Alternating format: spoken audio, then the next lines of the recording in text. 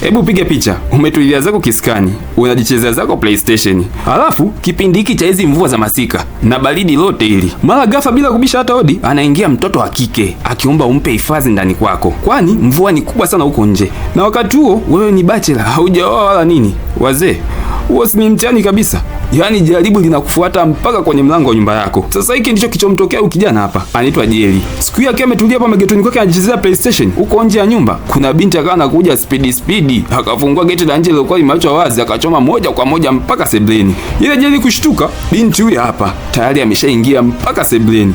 Wewe ni nani? Samahani kwa usumbufu, lakini mvua ni kubwa sana huko nje. Yaani baridi kishenzi. Binti mwenyewe anatetemeka tu. Kuingia ndani bila kugonga hata hodi. Unaishi wapi kwanza? Baridi ilikuwa ni kali na sikuwa na pahala pa kwenda. Niliona geti lipo wazi nikakimbilia hapa. Hizo sio shida zangu. Tafadhali nisaidie. Nikusaidie nini? Kunipa hifadhi. Hebu sikiza kwanza wewe. Sikufahamu, sijui unaishi wapi. Pengine umepanga wezi huko nje waje wanivamia hapa nyumbani kwangu. Hebu nitazame. Nafanania na mwizi kweli kaka yangu? Mimi nitajuaje sasa? Pengine umevaa ngozi ya kondoo kumbe ni mbwa mwitu. Nakufa wewe kaka, nisaidie. Mimi sio mwizi wala kibaka. Wakati binti anasema hayo maneno, anatetemeka kishenzi. Sijui hata kama nyeshwa na mvua ya mawe. Anyway, sisi wanaume huwa tuna huruma sana, lakini kwenye matukio maalum tu. Utakuja kunielewa hapo mbele. Jerry akamtazama, akaona kweli huyu binti atakuwa amekula mvua ya kutosha. Ngoja tu nifanye kumsaidia. Basi akaenda kwenye kabati lake la nguo huko chumbani kwake, akamtolea baadhi ya nguo zake abadilishe. Baridi isije ikamuua. Sasa huko chumbani binti akaanza kubadilisha nguo zake, kisha akaanza kujicheki kwenye kioo. Yaani ana makovu ya mikwaruzo kila pahala, kwenye shingo, usoni penyewe damu imevujia kwenye ngozi. Yaani kama alitoka kupigana ngumi na mandonga mtukazi muda si mrefu.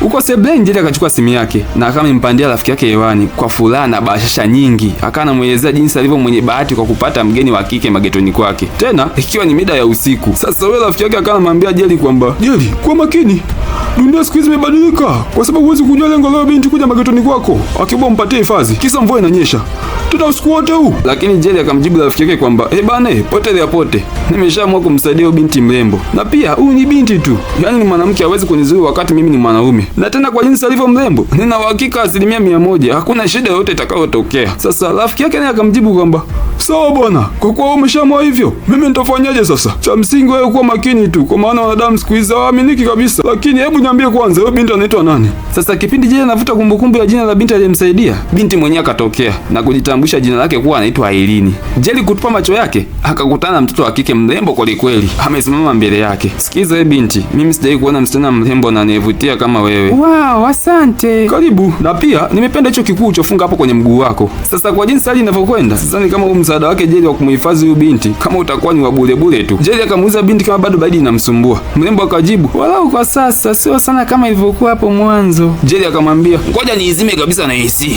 baridi iishe kabisa hapa ndani. Kisha akamwambia mrembo akae kwenye sofa, wakati yeye anaenda kumchukulia kikombe cha kahawa ya moto. Basi Jerry akafanya hivyo, akamletea Irene kikombe cha kahawa. Sasa kipindi binti anaipiga kahawa aliyoletewa, Jerry akamuuliza, yaani imekuwaje katika nyumba zote, yaani ukaiona ya kwangu tu na ukachagua kukimbilia hapa? Irene akajibu, mvua ilikuwa ni baridi sana na sikuwa na pahala pengine pa kukimbilia. Jerry akasema basi haina shida. Sasa mzee Jerry akamwambia Irene kwamba anasikia ubao, yaani ana njaa kinoma. Kwa hiyo akamwambia Irene kwamba yeye atatoka kwenda kununua misosi huko magengeni ili waje wale. Irene akamjibu, kwa nini ukanunue chakula cha magengeni wakati unalo jiko? Sasa wazee, hapa anamaanisha jiko la kupikia Irene akaendelea na kusema kwamba kama mahitaji yapo basi ataenda kuandaa chakula huko jikoni. Jerry akasema basi haina neno, fanya hivyo, na akamuelekeza ni sehemu gani lilipo jiko la kupikia. Sasa pande hizi za jikoni, kipindi Irene anaandaa msosi, mzee Jerry akawa amebana kwenye kona huko akimtizama binti wa watu jinsi alivyo, yaani anampiga chabo tu. Kama nilivyokuambia hapo mwanzo huruma ya mwanaume huwa sio ya bure tu. Labda kama anisaidiwa ni mtoto mdogo, lakini msaada wake kwa mtoto wa kike huwa sio ya bure. Utanielewa vizuri tu hapo mbele. Baadaye chakula kilipokuwa tayari, wakawa wanapata msosi huku na sifa kama zote zikiendelea kutolewa. Jerry akawa msifia tu Irene kwamba anajua kupika chakula kupita maelezo, na Irene akamjibu kwamba na kwa sababu hiyo inabidi wewe mwanamke anayejua kupika vizuri, usio nakula chakula cha ovyo ovyo. Mzee Jerry naye akasema kwamba hivyo ndivyo itakavyokuwa, lazima niwe mwanamke anayejua kupika vizuri. Sasa baadaye Jerry akamwambia Irene ajiandae, kwa sababu siku itakayofuatia asubuhi atamsindikiza Irene sehemu anayoishi. Kwa hiyo wakawa wamekubaliana, na ilipofika asubuhi wakawa wamepanda kwenye gari ili Jerry amsogeze Irene sehemu anayoishi. Lakini cha ajabu sasa, binti akawa anatoa location zisizoeleweka. Mara anasema anakaa Bunju, wakifika Bunju anasema anakaa Buza, mara ninaishi Kimara. Wakifika Kimara anasema anakaa Bonyokwa, mara Tandale, mara Magomeni, yaani walizunguka mji kishenzi. Mwishowe Jeli akasimamisha gari na akaanza kumwambia Elini kwamba kama hapafahamu pala anapoishi hatamshusha sehemu yoyote, kwa sababu yeye amejitahidi kumpa msaada kwa kadri alivyoweza. Lakini Elini akasema kwamba hapana, tumekaribia kufika sehemu ninayoishi, twende tu. Walihuzunguka mji tokea asubuhi mpaka ikafika mida jioni naambiwa. Mwishowe Elini akasema asante kwa kunisindikiza na hapa ndipo napoishi. Yaani ni maeneo fulani hivi kwenye jumba ambalo haijakamilika ujenzi wake. Yaani ni pagala mzee. Sasa Jeli alipomwomba Elini kwamba waongozane wote kuingia ndani kwake, Elini akakataa kata. Akasema labda iwe kwa siku nyingine. Basi binti akashuka na kuanza kuondoka zake. Sasa kipindi binti anajiondokea zake, mara kuna mtu akaanza mnyemelea kwa nyuma. Na alipomfikia akaanza kumtembezea kichapo unaambiwa. Na wakati huo mzee Jeli akawa anaona kila kitu kinachoendelea kupitia kwenye site mirror, yaani kioo cha gari yake. Kipindi mwamba anatembeza vitasa vya Mandonga mtukazi, Elini akajitetea.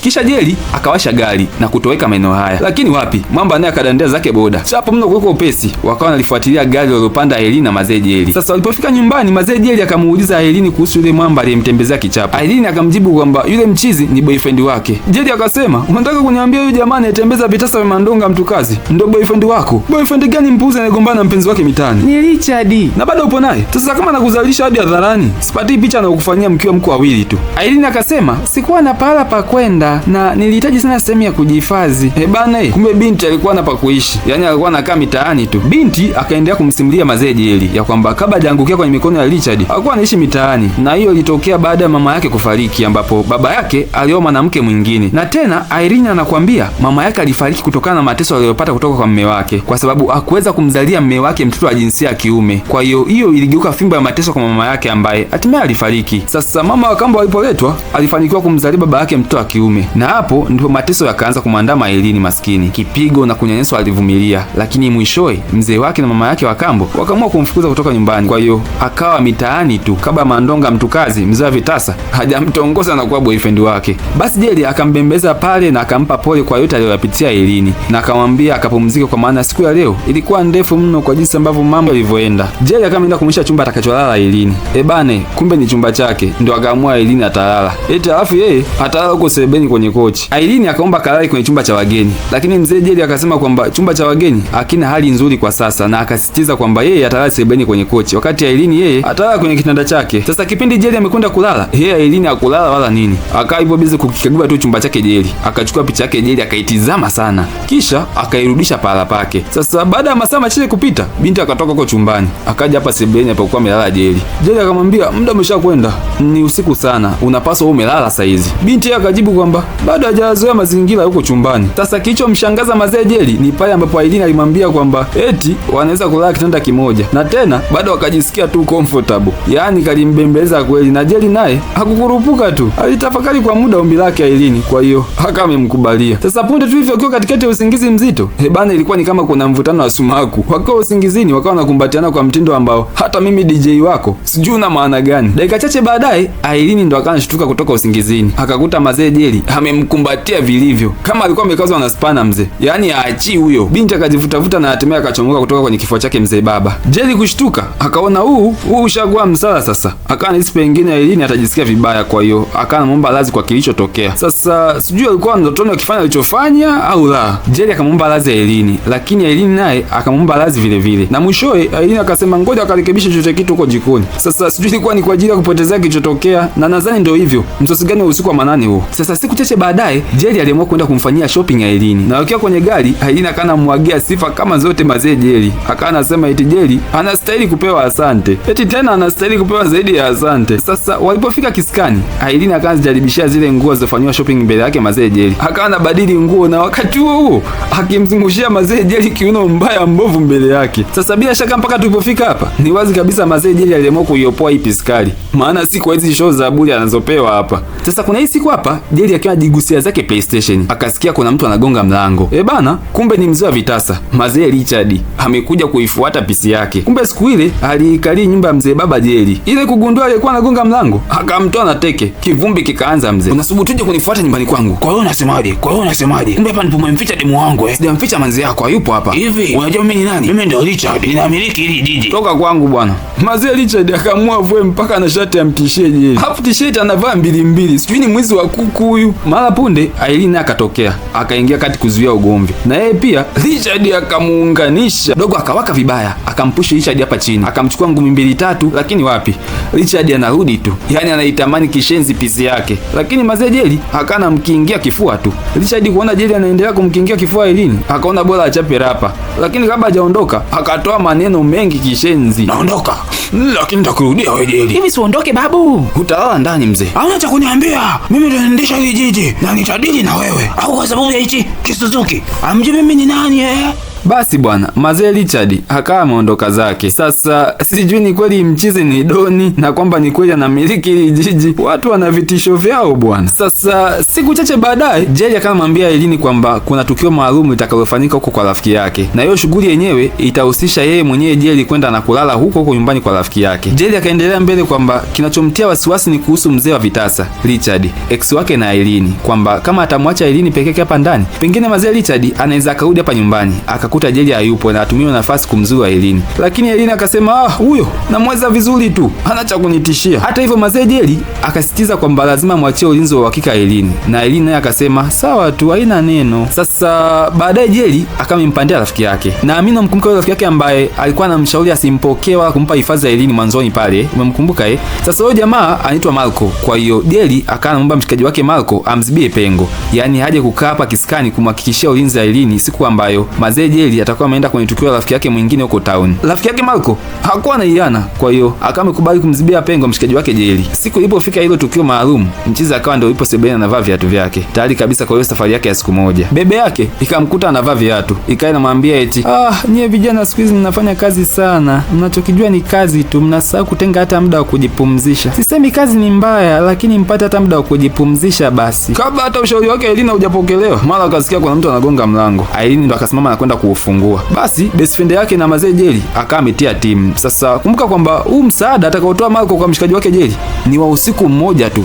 Sijui unaitwaje, one night stand, ni kitu kama hicho. Kazi yake mzee Marco ni kumlinda Aileen tangia mida hii hapa jioni mpaka majogoo. Basi wakaagana pale na nini ili wasipoteze muda. Aileen akawa amemtoa kidogo mzee Jeli hapa nje. Asante kwa kunisindikiza, kiza kinazidi kuingia, loki milango na ubakie salama. Aileen naye akamjibu kwamba awe makini kwenye uendeshaji wa hiyo gari yake akiwa uko safarini. Basi mwamba akapanda kwenye ndinga yake, kisha yeye Aileen akachoma ndani. Sasa ile Aileen kuingia hapa sebleni, swala la kwanza aliloulizwa na Marco ni kwamba Jerry ameshaondoka? Akamwambia ndio, ameshaondoka. Hiyo safi. Utahitaji chochote? Hapana, niko fresh tu. Nimeshapiga mamisosi kwa nilipotokea. Unaonekana una roho nzuri sana ya binti Safi sana. Asante. Nitakuwa chumbani. Kama kuna kitu utanishtua. Hiyo nzuri. Basi mzee, pisi ilivyopita tu mbele yake mzee Marco, Muuni akasema lazima nije na huyu mchizi anaonekana ni bonge moja ya lifisi. Na kwa jinsi mambo yanavyoenda, sidhani kama watu watalala pakucha kwenye hii nyumba. Kumbe palikucha fresh tu. Mara Jeli huyu hapa akafungua mlango kuingia ndani. Kitasa kipo wazi. Akamwamsha mshikaji wake pale na nini, kisha wakaketi na wakaanza kuulizana mambo yalivyokwenda. Imeendaje mzee? Tunashukuru mchongo umeenda fresh tu. Sasa mzee Jeli akamuulizia ni wapi alipo Aileen. Na mzee Marco akaanza kumsimulia tamthilia tu. Tena yenye kusisimua ambayo hata wewe ukisikia itakushangaza tu. Nilikuonya kuhusu hiyo demu lakini hukunisikiliza. Una maana gani kusema ulinionya na sikukusikiliza? Hiyo manzi imenyima usingizi usiku kucha. Marco akaanza kutoa tamthilia yake. Akaanza msimulia Jeli kwamba alifuatwa na Aileen hiyo usiku alipokuwa amelala kwenye kochi. Na Aileen akaanza mmezea tu mate mzee Marco. Yaani anamtamani kishenzi. Mzee Marco akasimulia kwamba alikuja kushtukia tu mkono wa Aileen ukikipapasa hicho kifua chake. Ndio ile kuja kushtuka, unafanya nini wewe? Tuko wawili tu. Umemwambia kwamba tuko wawili tu? Marco, kwani unauonaje huu mwili wa chocolate? Sasa wakati Elina anamfanyia mzee Marco au manyaunyau, eti kidume kilikuwa kipo bize tu kikitumia mkono wake kuilinda hiyo karoti yake. Unanitakia nini mimi mtoto wa mwanamke mwenzio? Hebu niache huko, hebu niache bwana. Wewe nitampigia simu kaka Jeli wewe. Yaani ni hatari. Aileen akageuka kuwa tisho la ubakaji hapa ndani. Marco akamalizia kwamba alienda kulazimisha nipinduke naye mpaka tumeka katika pukushani kutoka kujiokoa. Nikaona ni mgonge tu vitasa ili atoke nje. Umesemaje? Yaani kwa nini uliamua kumpiga sasa? Kwa hiyo ulikuwa unataka nibakwe? Marco, yaani unataka kuniambia Elina alitaka kukubaka? Wewe, kipande cha miraba minne, ulitaka kubakwa baba? Hebu niambie yuko wapi? Marco akajibu kwa kumtizama tu. Aileen yuko wapi mzee? Sijui. Na aliondoka jana usiku. Kurudi tena hapa. Asa, unataka kuniambia Elina kulala humu ndani? Hakulala. Sasa kwa nini nilikuita mzee? Marco jicho limemtoka tu. Kumbe ulikuwa uwezi hata kumlinda. Umemfukuza lale huko mitaani. Mchizi akasimama. Unajua bado siamini mzee. Unajaribu kusema na kudanganya au sio? Sikia, nafikiria kwamba yani Aileen anaweza kutaka kukubaka, umpige, alafu ita kukimbie. Ndio hivyo babu. Yani ni mpaka nimsikie Aileen na yeye anazungumzaje hili swala. Sitofanya maamuzi yote kwa sasa. Basi mzee Jeli akatoka zake hapa ndani kwenda kumtafuta Aileen huko nje. Akamemwacha mshikaji wake hapa sebleni akitathmini hali ya hewa inavyokwenda. Bana mzee Jeli alimtafuta Aileen kila kona ya mji. Mara Buza, mara Bonyokwa, mara Kimara, lakini na huko napo hayupo. Sasa mwishowe akaona jaribu kwenda kumuulizia Aileen kwa boyfriend wake wa zamani, yani kwa mzee wa vitasa, Richard. Akafika pale akagonga geti na nini, hatimaye geti likafunguliwa. Mzee Richard huyu hapa. Bana kumbe mzee Richard sio doni, sio tajiri wala nini. Yani ni pangu pakavu tia maji. Yani na majigambo yote yale kwamba yeye ni doni, kwamba anamiliki mji. Kumbe mchizi ni mlinzi tu wa getini. Yani ni chakula tu ya mbu ya usiku. Anashangaa tu kumwona Jeli mbele yake. Unafanya nini hapa? Namuulizia Aileen kama atakuwa amefika hapa. Swali gani la kipuuzi hilo? Awe anafanya nini hapa? Baada ya nyinyi wote kuungana, mkanishambulia kwenye nyumba yako. Alafu eti bado unapata ujasiri kuja kwenye maeneo yangu ya kujidai kumuulizia. Sikia mzee, sikuja hapa kwa lengo la kujibizana. Ndio ninamtafuta, kwa hiyo nipe jibu moja kama yupo au hayupo. Atakuwa amepotea. Ya, kitu kama hicho.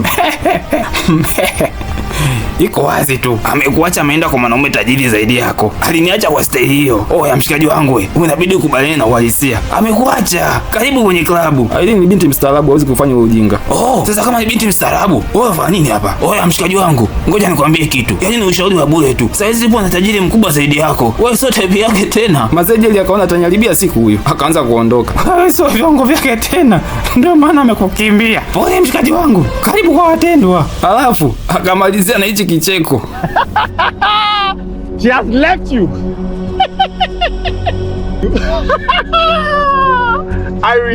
Ilikuwa ni bonge la so. Ndio maana Jeli aliona achimbe mapema tu, maana sio kwa kuchekwa huko. Mtu anacheka mpaka unajishtukia.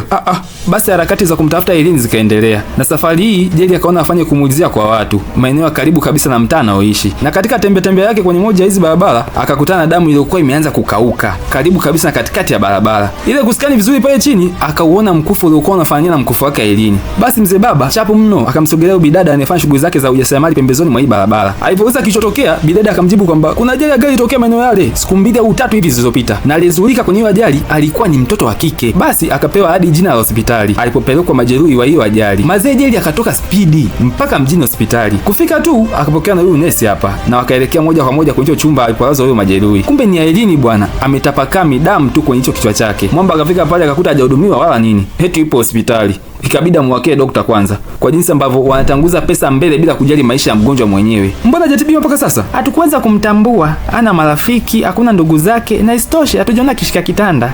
Una magari usema kishika kitanda? Daktari akaangalia pembeni tu. Kwa mtu ambaye ni majeruhi serious hivi, unazungumzia kishika kitanda? Hebu mpatieni huduma chapu, nitalipia bili. Basi baada ya kusikia pesa imewekwa, daktari akaanza kumhudumia Aileen maskini. Sasa baada ya kuzinduka, Aileen akamkuta mzee Jeli pembezoni mwa kitanda. Kisha Jeli akamuuliza ni mambo gani yaliyojiri alipomwacha pamoja na best friend yake. Basi Aileen akaanza kufunguka kila kitu, akanampa mzee Jeli mkanda mzima jinsi mambo yalivyokwenda. Aileen akafunguka kwamba kipindi alipokuwa amelala zake huko chumbani akiwa ajui hili wala lile linaloendelea, kumbe nyuma yake mzee Marco akawa ameshaingia hapa chumbani, akawa ipo busy tu akimmezea mate Aileen. Wazungu walikuwa wanamsumbua sana mzee Marco hapo kiunoni. Kuliko kwa macho ni bali mpapase kabisa. Sasa wakati mzee Marco anaendelea na ofisi wake, mara ghafla Aileen akashtuka, akakikuta kidume hichi hapa tayari kipo chumbani.